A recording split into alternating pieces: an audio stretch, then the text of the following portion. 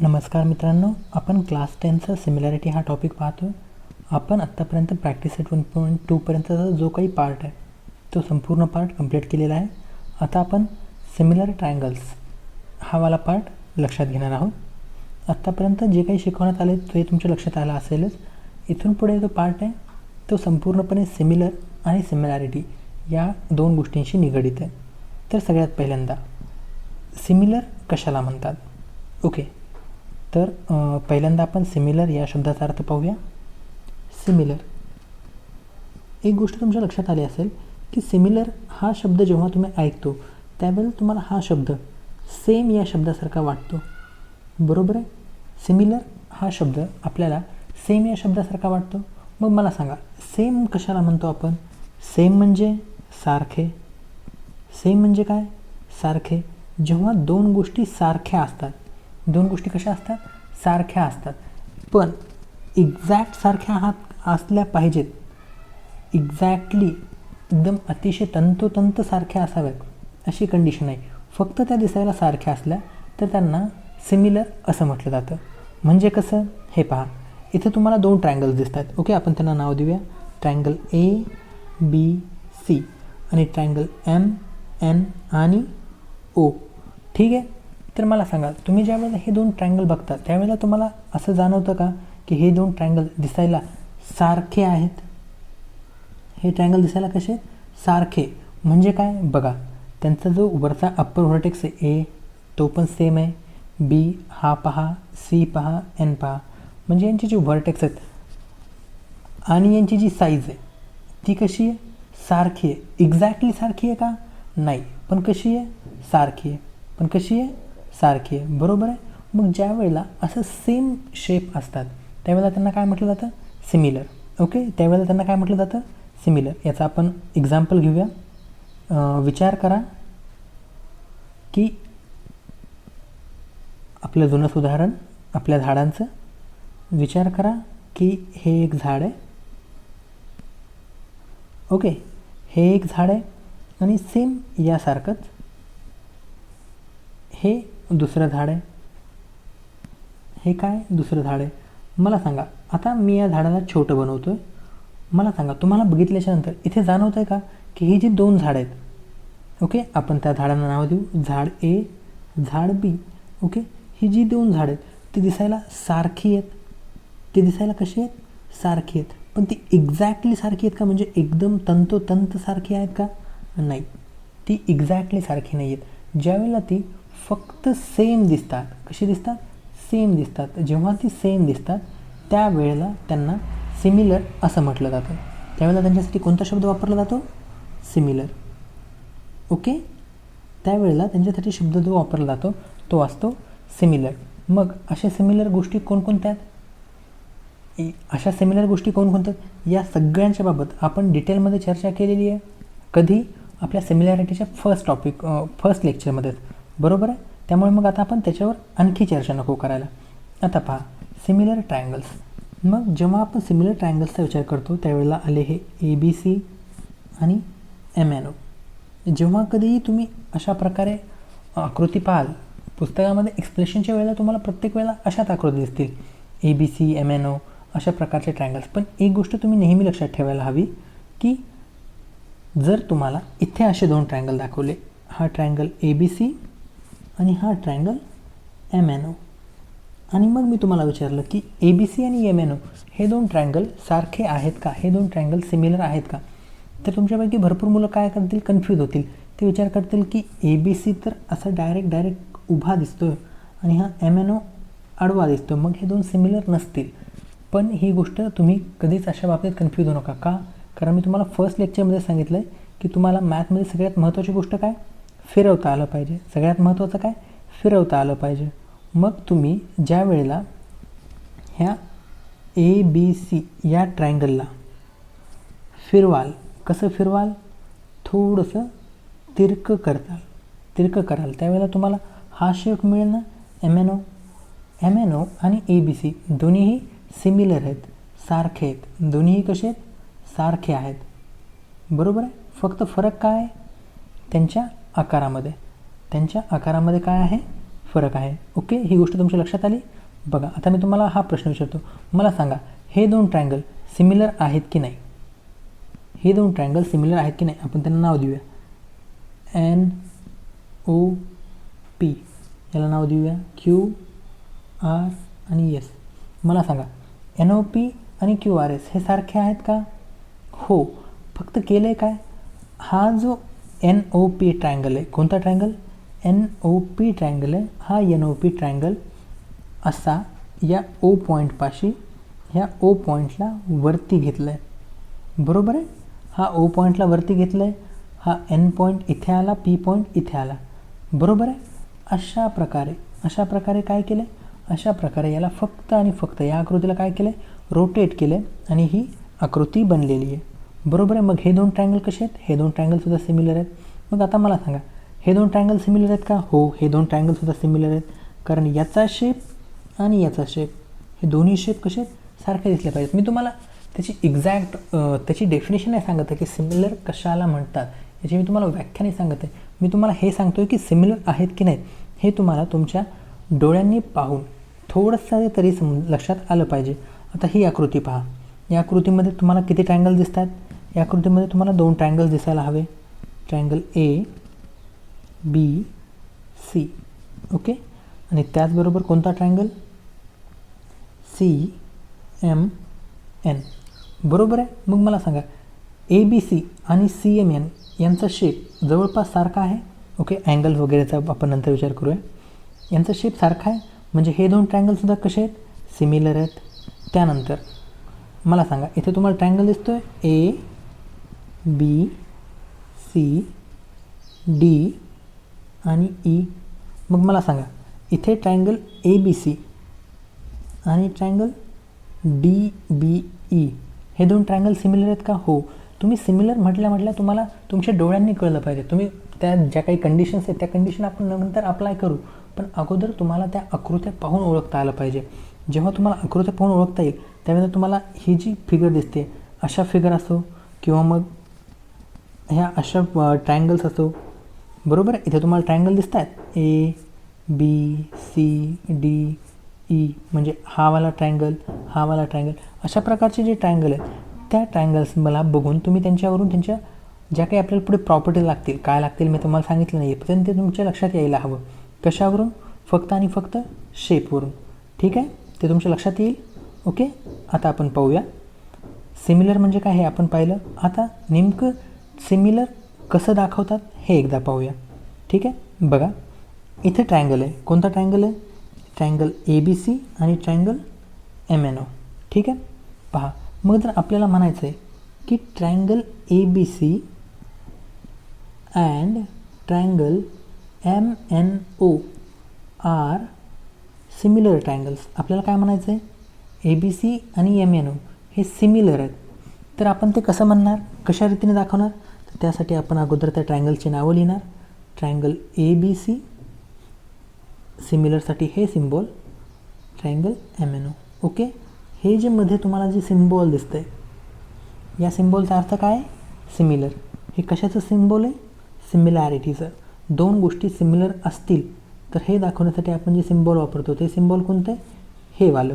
ही जी थोडीशी आळी दिसते ना त्या सिम्बॉलला काय म्हणतात, सिमिलॅरिटीचं सिम्बॉल.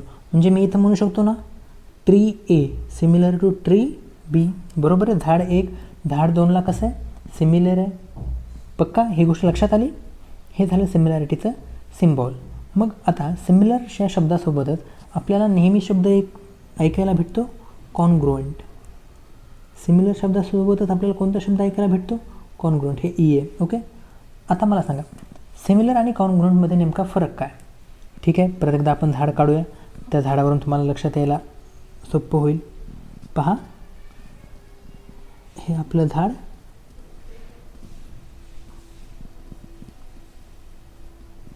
ओके, हे झाड आहे आणि या झाडाची मी एक कॉपी बनवली आणि या झाडाला मी इथे ठेवलं. ठीक आहे, जे माझ्या उजव्या बाजूला झाड आहे त्याला मी नाव दिलं A, जे माझ्या डाव्या बाजूला झाड आहे त्याला मी नाव दिलं B. मला सांगा झाड A आणि झाड B दोन्ही कसे आहेत, सारखे आहेत, सेम आहेत. मला सांगा ते फक्त सारखे दिसत आहेत की एक्झॅक्टली सेम आहेत? ओके, फरक आहे ना, एक्झॅक्टली सेम आणि सेममध्ये फरक आहे. तर मला सांगा ते एक्झॅक्टली सेम आहेत की फक्त सेम आहेत? ते एक्झॅक्टली सेम आहेत. एक्झॅक्टली म्हणजे काय? एकदम तंतोतंत, त्या दोन्हीमध्ये काहीच फरक नाही आहे. ते दोन्ही झाड कसे सेम आहेत? एक्झॅक्टली सेम आहेत. बरोबर आहे. मग अशा प्रकारे जेव्हा दोन गोष्टी एकदम एक्झॅक्टली सेम असतात त्यावेळेला त्यांना काय म्हटलं जातं? कॉन्ग्रुएंट. त्यावेळेला त्यांना काय म्हटलं जातं? कॉन्ग्रुएंट. ओके, आली गोष्ट लक्षात? म्हणजे इथं जे आपल्याला दोन ट्रँगल्स दिसत आहेत, कोणते? हे जे राईट अँगल ट्रँगल आहेत, हे वाले राईट अँगल ट्रँगल, हे ट्रँगल कसे आहेत? कॉन्ग्रुएंट आहेत. हे कसे आहेत? कॉन्ग्रुएंट आहेत. फक्त फरक काय? या ट्रँगलला असं रोटेट केलेलं आहे. बरोबर आहे. हे दोन ट्रँगल कॉन्ग्रुएंट आहेत आणि हे दोन ट्रँगल सिमिलर आहेत. हे दोन ट्रँगल कसे आहेत? सिमिलर आहेत. दिसायला सारखे असणे म्हणजे सिमिलर. मग आता मी तुम्हाला एक थोडासा ट्रिकी प्रश्न विचारतो, बघूया तुम्हाला लक्षात आलं आहे की नाही. कॉन्ग्रुएंट गोष्टी सिमिलर असतात का? काय विचारलं मी? जर ते दोन कॉन्ग्रुएंट आहेत तर ते सिमिलर आहेत का? हो.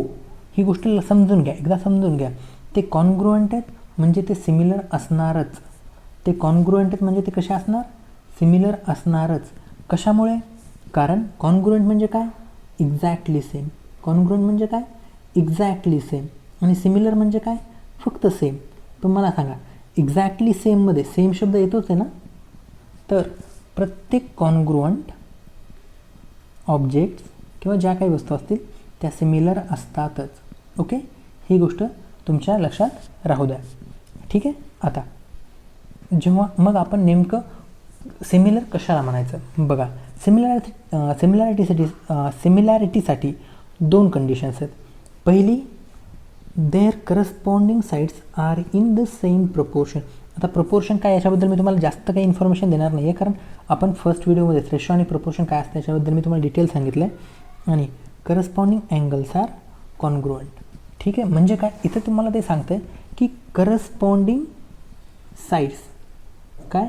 करस्पॉन्डिंग साईड्स कशा पाहिजेत? करस्पॉन्डिंग साईड्स पाहिजेत प्रपोर्शनमध्ये. कशामध्ये पाहिजेत? प्रपोर्शनमध्ये. करस्पॉन्डिंग साईड्स कशा पाहिजेत? प्रपोर्शनमध्ये. आणि अँगल्स कसे पाहिजेत? कॉन्ग्रुएंट. आता बघा, सगळ्यात महत्त्वाची गोष्ट आणि सगळ्यात महत्त्वाची मुलांना येणारी अडचण, करस्पॉन्डिंग म्हणजे काय? ठीक आहे. करस्पॉन्डिंग म्हणजे काय मला सांगा. आता इथे आपण हा त्रिकोण घेऊया. ओके, या त्रिकोणांची नावं आहेत ABC आणि MNO. ठीक आहे. तर एक गोष्ट लक्षात घ्या, हा जो A पॉईंट आहे, हा A पॉईंट आणि हा M पॉईंट हे दोन पॉईंट सारखे आहेत. हा B पॉईंट आणि हा O पॉईंट हे दोन पॉईंट सारखे आहेत. हा C पॉईंट आणि हा N पॉईंट हे दोन पॉईंट. आता इथे पॉईंट म्हणण्यापेक्षा इथे अँगल्स समजून घ्या. इथे काय समजून घ्या? अँगल्स. ठीक आहे. ओके, ते तुम्हाला जास्त चांगल्या रीतीने समजवण्यासाठी आपण अगोदर हे पेज क्लिअर करूया. आता लक्ष द्या. ठीक आहे. नाव पहा, ABCMNO. मला सांगा, त्रिकोणाला काय काय असतं? आता त्रिकोणाला काय काय असतं म्हटल्यानंतर नंतर तुमच्यापैकी भरपूर जण कन्फ्यूज होतील. सर त्रिकोणाला काय असतं? त्रिकोणाला काही नसतं. नाही, तशा प्रकारे नाही. मला सांगा, आपल्याला कोणत्या कोणत्या गोष्टी असतात? म्हणजे आपल्याला कोणते कोणते अवयव असतात? बघा, आपल्याला काय काय असतं? हात, पाय, कान, नाक. तसं आकृत्यांना काय काय असतात? जॉमेट्रिकल फिगर्सला काय असतात? त्यांच्यामध्ये असतात अँगल्स, साईड्स. ओके, त्यांच्यामध्ये काय काय असतात? अँगल्स आणि साईड्स. बरोबर आहे. मग आता मी काय केलं, या ट्रायंगलला सिलेक्ट केलं आणि त्याच्यासारखा एक ट्रायंगल घेतला. ओके, आणि पहा, आता मला सांगा, इथे तुम्हाला ट्रायंगल ABC दिसतोय आणि एक छोटा ट्रायंगल ABC दिसतोय. आपण त्याचं नाव बदलूया.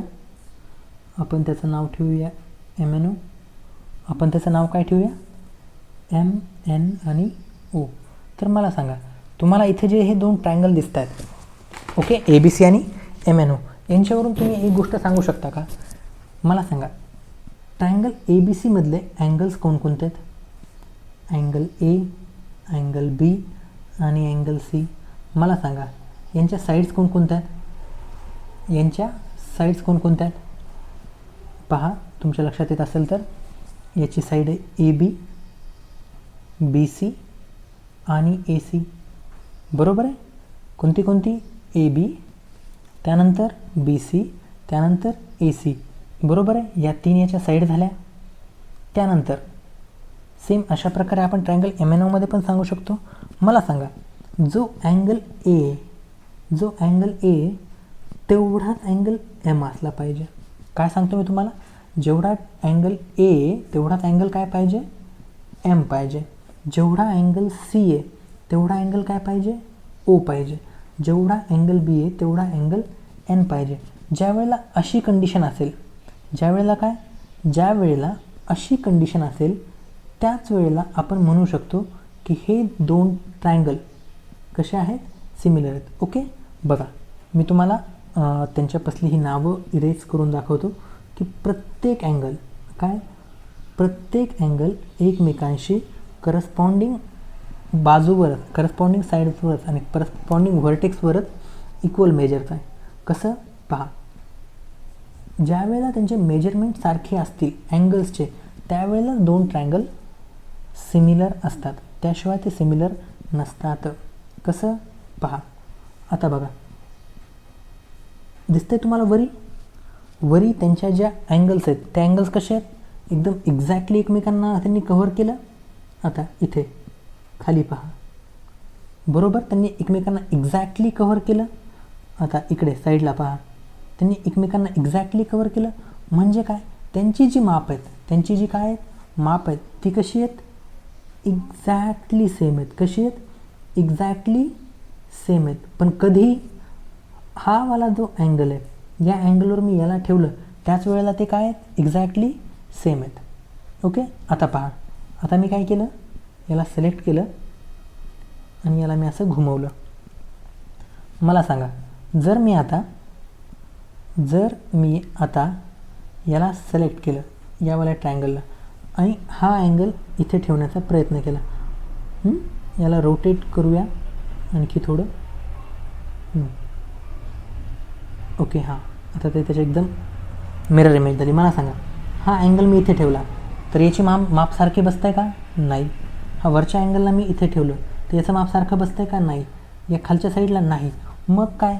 असे एक पर्टिक्युलर माप आहे. काय? एक पर्टिक्युलर साईड आहे. म्हणजे मी जर इथं नाव दिलं एम, याला नाव दिलं एन आणि याला नाव दिलं ओ, याला ए, याला बी आणि याला सी, तर एक गोष्ट लक्षात घ्या, फक्त कुठंतरी एक अशी पोझिशन असेल. काय? एक अशी पोझिशन असेल आणि एक असे अँगलचं माप असेल की ज्या वेळेला, म्हणजे इथं सांगायचं म्हटलं तर कसं, जेवढं माप एचं आहे तेवढं माप एमचं आहे. बरोबर आहे. आणि कॉन्ग्रुएंटसाठीचा हा वाला सिम्बॉल आहे. बरोबर आहे. हे एचं मेजरमेंट, हे एमचं मेजरमेंट.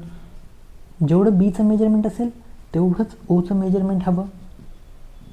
बरोबर आहे. सॉरी, तेवढंच एनचं मेजरमेंट हवं, तेवढंच एनचं मेजरमेंट हवं.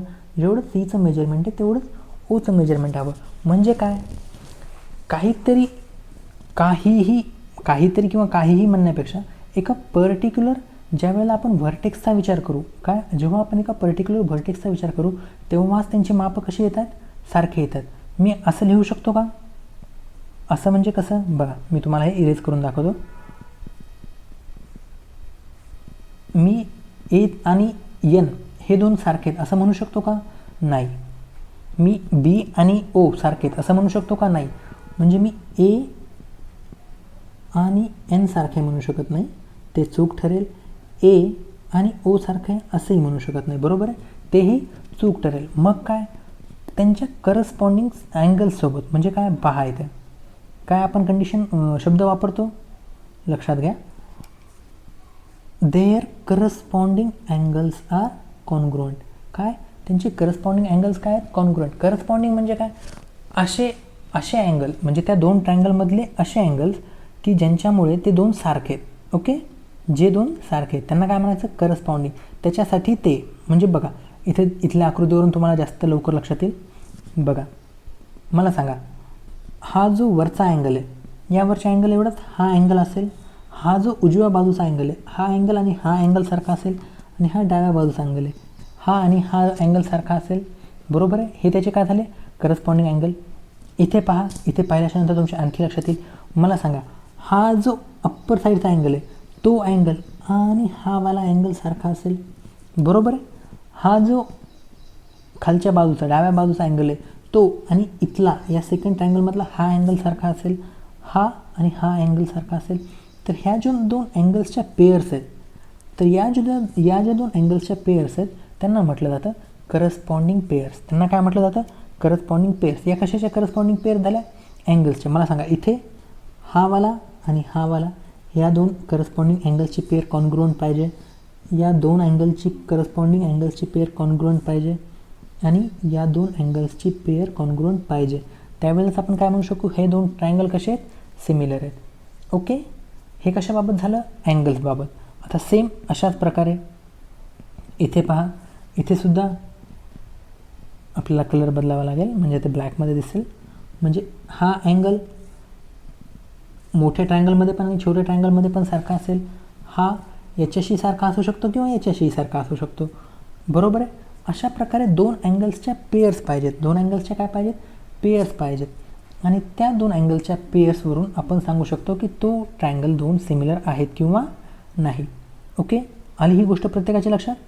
आता त्यांच्या नावानुसार कसं लिहायचं हे आपण पुढे बघूया. त्यानंतर काय sides are in the same proportion. काय sides are in the same proportion. आता प्रपोर्शन म्हणजे काय पहा. आपण काय करूया पहा. ओके, आता पहा, याला आपण नाव देऊया A B C D E F.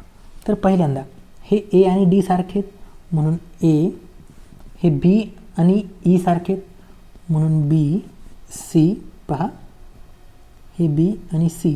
मला सांगा एशी सिमिलर काय आहे अँगल डी, बीशी अँगल कोणता सिमिलर आहे ई, सीशी कोणता अँगल सिमिलर आहे एफ. म्हणजे हे आपण कसं लिहिणार A B C similar to D E F. मान्य ही गोष्ट प्रत्येकाला, मान्य ही गोष्ट प्रत्येकाला. आता पुढे हे समजून घ्या की तर प्रपोर्शन म्हणजे काय. तुम्हाला ए बी आणि डी ई यांचं जेवढं माप असेल, यांच्या मापाचा जो रेशो असेल तेवढाच रेशो बी सी आणि ई एफ या मापांचा असेल, म्हणजे या समोरच्या मापांचा. आणि तेवढाच रेशो जी उरलेली बाजू आहे ए सी आणि ई एफ यांचा असेल. अशा प्रकारे जे रेशो असतील त्यांना काय म्हटलं जातं प्रपोर्शनमध्ये असणं. म्हणजे कसं एकदा पहा. म्हणजे जर ही बाजू 8 आहे आणि ही 4 आहे, ही 10 आहे आणि ही 5 आहे, ही 6 आहे आणि ही 3 आहे. ओके, त्यांची नावं परत तीच A B C M N O. ठीक आहे. मग आता पहा A B upon M N is equal to किती 8/4 म्हणजेच काय 1/2. बरोबर आहे. अशाच प्रकारे आपण कलर चेंज करूया म्हणजे तुम्हाला दिसेल. अशाच प्रकारे काय B C upon N O किती 6/3 म्हणजेच 1/2. बरोबर आहे. आणि A C upon M O म्हणजे 10/5 म्हणजेच 2/1 माय बॅड 2/1. ओके, 4 2 8 असतं 2/1. बरोबर आहे. हे सगळे काय आले 2/1.